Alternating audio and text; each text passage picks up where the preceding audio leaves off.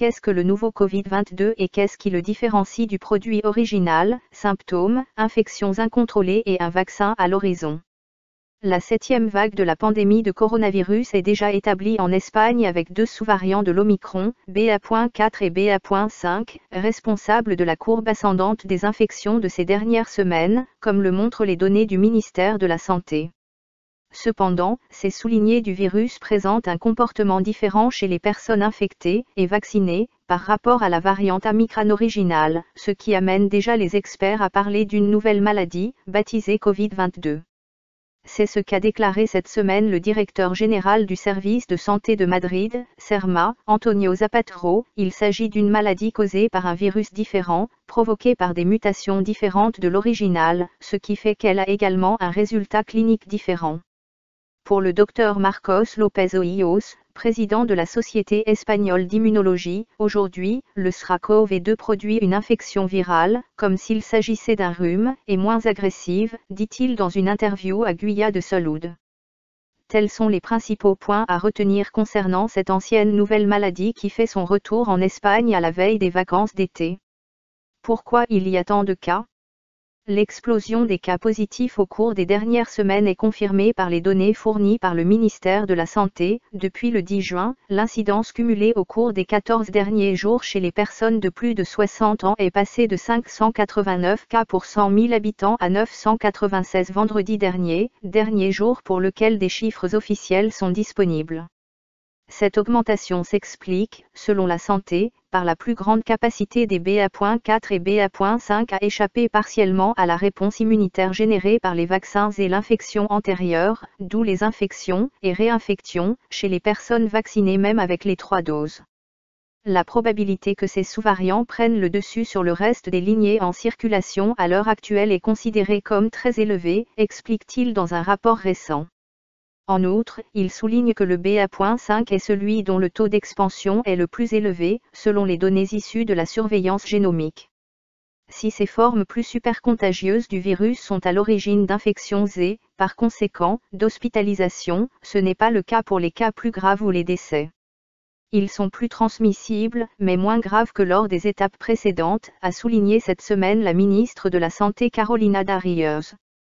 La pression hospitalière est passée en une semaine de 6,3% à 8,3%, avec 10 249 admissions, 2456 de plus que la semaine dernière, tandis que dans les unités de soins intensifs, l'augmentation a été d'1 point, passant de 4 à 5,06%, un chiffre que les autorités sanitaires continuent de considérer comme une stabilisation. La différence par rapport à la 6e vague, celle de l'hiver dernier, est évidente lorsqu'on compare les cas les plus graves. Si à l'époque les unités de soins intensifs comptaient plus de 1300 cas critiques, ce chiffre est aujourd'hui de 449, la gravité des cas est donc encore plus faible. L'onde invisible. Cette 7e vague de coronavirus est surnommée par beaucoup la vague invisible ou silencieuse, car les données communiquées par le ministère de la Santé, bien qu'elles reflètent cette reprise, ne donnent pas une image réelle de l'incidence en Espagne. Depuis fin mars, les communautés autonomes n'incluent dans leurs statistiques que l'incidence cumulée chez les plus de 60 ans, de sorte que les infections dans le reste de la population ne sont pas incluses dans le système de surveillance Covid et ne sont pas reflétées dans les mises à jour du ministère. Quels sont les symptômes ? Le tableau des symptômes de BA.4 et BA.5 diffère également des variantes précédentes, notamment de l'Omicron originel, la lignée dont ils sont issus. En outre, les symptômes intenses semblent également disparaître plus tôt avec ces sous-variants, comme l'a récemment souligné le virologue Estanislao Nistal dans des déclarations à Telemadrid.